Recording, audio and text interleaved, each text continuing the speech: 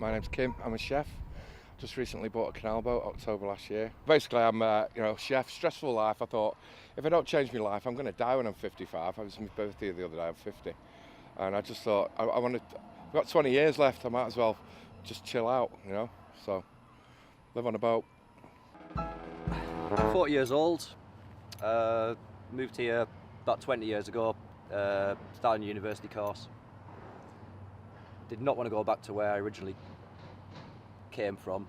Not going to say the place, I might get a bit of slagging off for that, but just fell in love with Manchester straight away.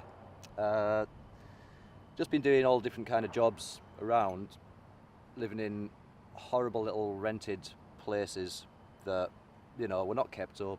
You're paying too much money every single month, bills are ridiculous, and so basically, long story short, I bought a boat. Just always wanted to do something like that, something more unusual for me anyway. Never been the sort of person to go with the norm, as you may be able to tell a little bit. My name's Michelle, this is my husband Robert. That was short and sweet, wasn't it? My name's Rob, we're in the middle of Ancoats. Yeah, I'm a chef, Michelle's a waitress. We've been on narrowboats going on 3 years now. It's a simpler way of life, it's a cheaper way of life, and it's freedom. No, there's great people, but there's great people and there's bad people, isn't there? But that's the same in any walk of life. The only difference with this is if you don't like them, you can move. I bought this boat just over 3 years ago now. I decided to buy it, I think my initial decision was to sort of save money really. It wasn't a very complicated decision. I've never really sort of had a yearning to be on the water at all. I just sort of thought about the money really. But since I bought it, it's turned into much more of a significant, life-changing decision really. So it's become, I can't imagine how I ever lived on a house before, to be honest. I've sort of grown into it so much. Yeah, my name's Heidi, yeah, and I live on, this is my home. Some people say that they're gypsies and things like that, but they don't realise that you have everything on a boat that you had in a house. It's just a much smaller space. So like I've still got, I have internet, I have all my things that I had in a house, but just everything has to be a lot smaller and easy to carry and easy to store. So you just got to do things slightly differently, but but I know some people are quite negative about people that live in alternative ways, but that's because they probably don't understand and know how it all works really. Just off the city centre of a pub restaurant down on the banks of the Irwell. So it's always been one of my dreams to take the boat to work and and then come home on the boat, but it just takes too long. Yeah. But I could, in theory, take the boat and moor it up outside the pub. The only problem is if I was moored up on a day off outside work, it wouldn't be a day off, would it? All the regular customers were like, Rob, can we go for a ride on your boat? Rob, can we? All the staff would be like, can you give us a lift for a minute? It'd just be a nightmare. Yeah, I'm Stephen, I'm 40 years old. This is my boat, Duchess. I've been living on here now for just short of 6 years. Never looked back since.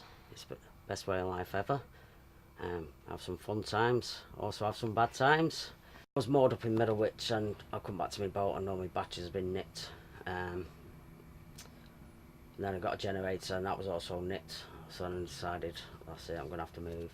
And apart from that, I haven't had any problems, apart from breaking down. But you get that even with a car, so it's part and parcel of boating. It's about 40 years old. It used to be a horse-drawn boat. It was a pleasure boat. 55 people used to travel up and down the canal in it, pulled by a horse up in Hebden Bridge. Anyway, it was just rotting away in Hebden Bridge. I spotted it, bought it down here to do it up, but we pulled it back from Yorkshire by hand through 74 locks, 19-ton boat. It's not been done for 100 years. It won't be done again. I bought it in October and they shut the canal for 3 months. so basically we couldn't move it anyway. By the time we started to move it, the high winds up there smashed it against the bank, and it sunk because it got a hole in the side. So I had to get a blacksmith to come and weld it while we were inside it. Yeah, so it was like welding in water, which was pretty scary. We got it back up again. We had to stop again because they shut the canal again, and that was another 2.5 months. Basically, when we got going, we pulled it the other 20 miles in 5 days. Got it back in 5 days. So about 4 of us took it in turns to pull and push it off the sides and just keep it going. Basically, keep the cups of tea going. The blacksmith shouting to me, "Cups of tea," and I was in a lock at one point and we were sinking. And he's going, "Put the kettle on then, lad." And I'm like, "We're sinking. I'm inside and we're sinking in the lock," which is like certain death, you know. He goes, "Put the kettle on." I was like, "Oh, all right." He says, "How fast is it coming in?" I went, "Fast." It's up to my knees now. pass the tea then. And I said to him when we got out of the lock and we banked it so it couldn't, sink any further. And he said to me, I said, "What were you thinking?" He says, "I didn't know what to do, so that's why I said put the kettle on." I love DJing and music, did my degree in music, teaching and travelling.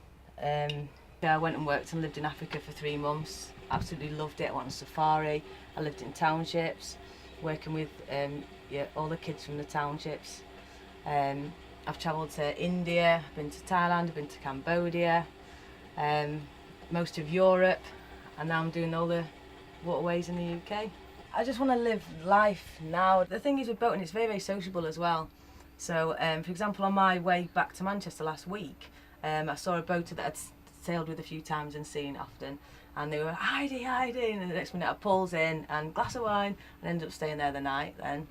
You interact with other people, don't you? They're all becoming... We're not in each other's pockets, but we look out for each other, and we're friends. I'd say it's actually changed every aspect of my life. I'd say it's changed. I'm